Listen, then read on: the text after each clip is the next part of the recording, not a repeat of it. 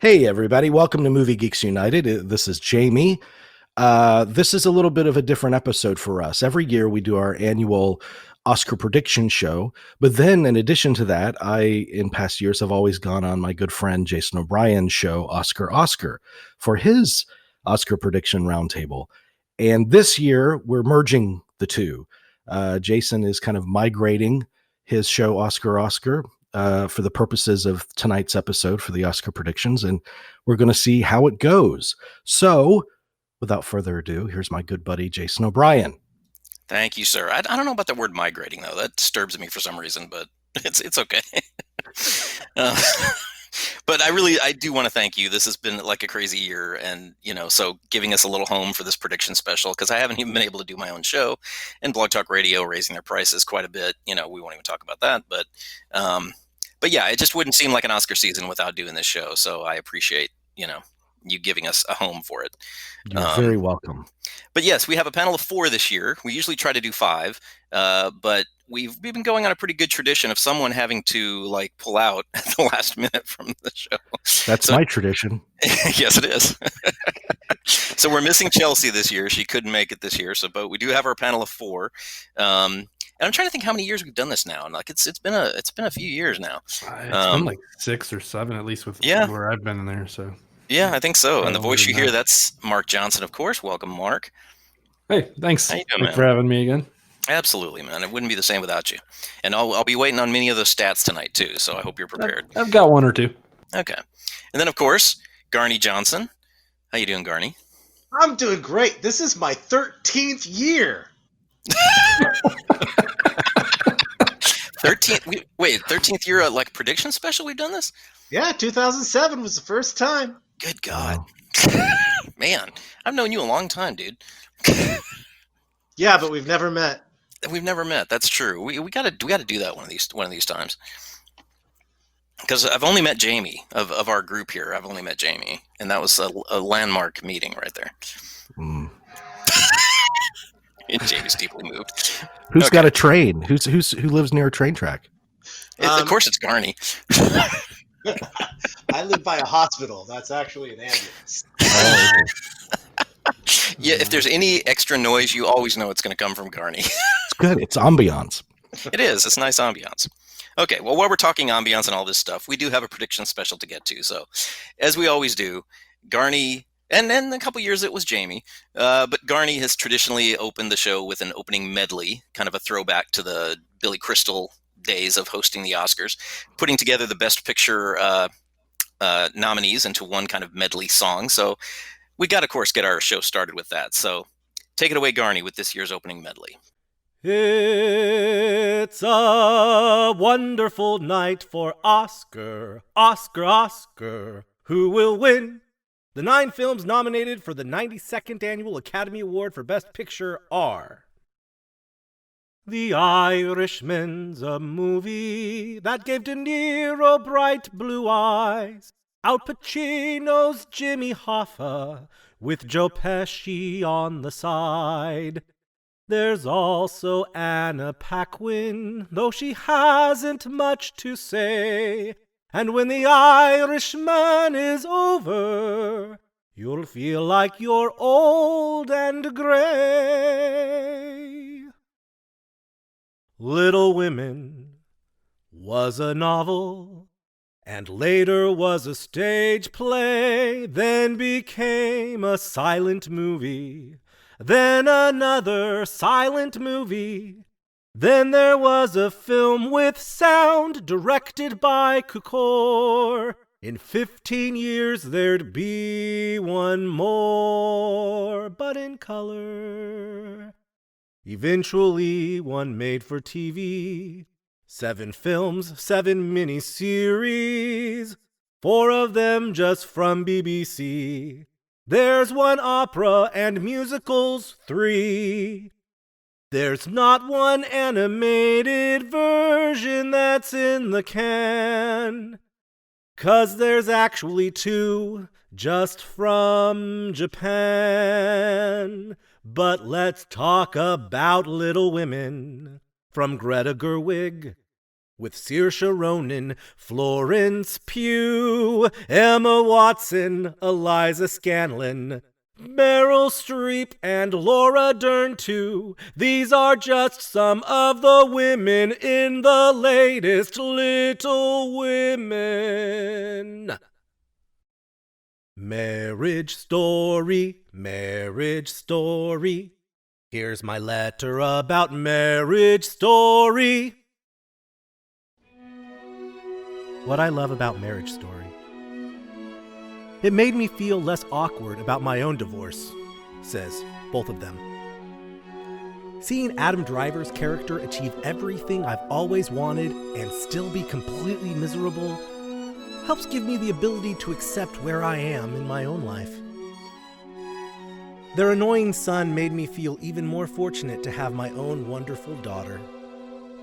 I've had my fair share of fights with significant others, but none have ever ended with one of us telling the other person they wished they were dead, so more good self-perspective. Being able to stream Marriage Story at home, I could pause it to answer the phone or use the bathroom, or answer the phone while using the bathroom. Marriage Story reminded me a lot of the movie Kramer vs. Kramer, but the major difference being that Kramer vs. Kramer won more than just Best Supporting Actress at the Oscars that year. But Laura Dern would be the first to admit that she's no Meryl Streep.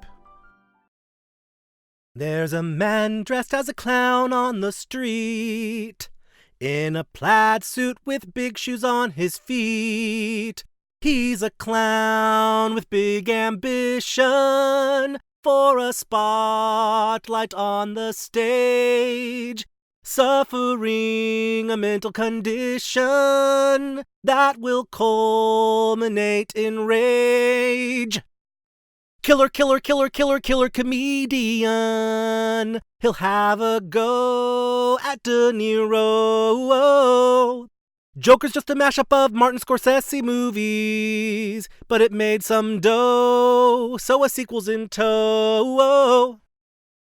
Killer, killer, killer, killer, killer comedian.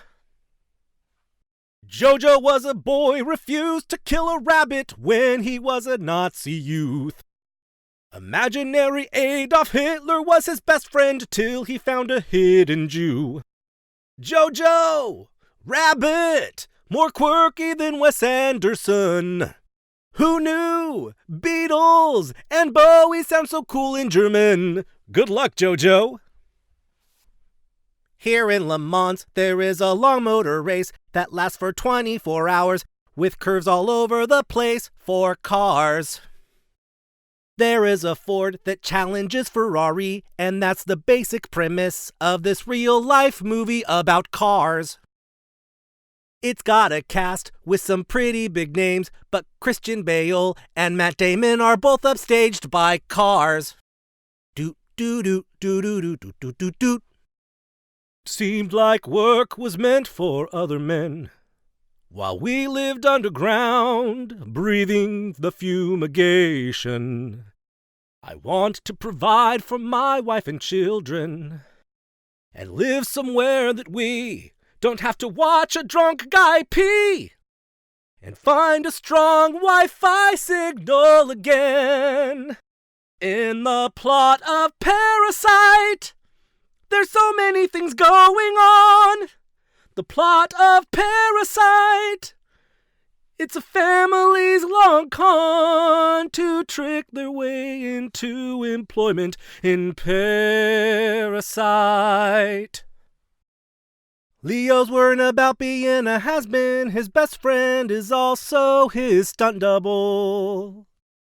They worked for years doing lots of TV. Now it seems their careers are in trouble.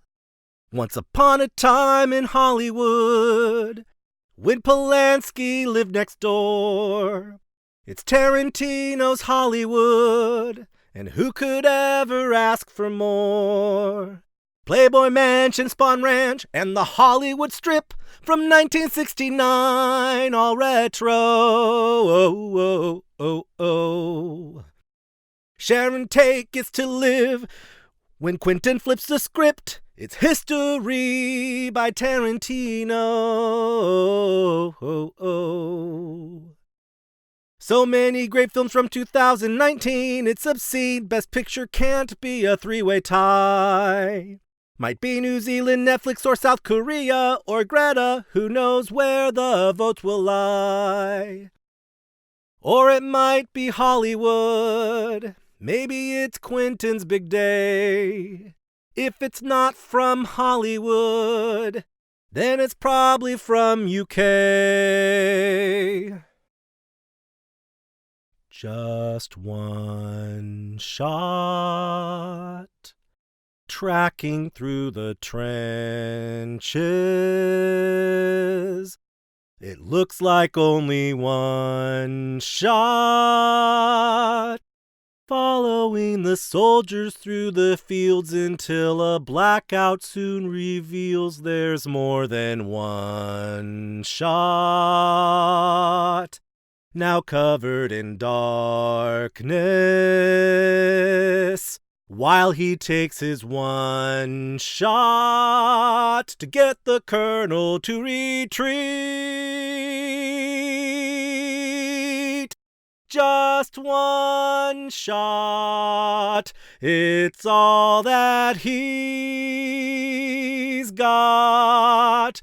In 1917.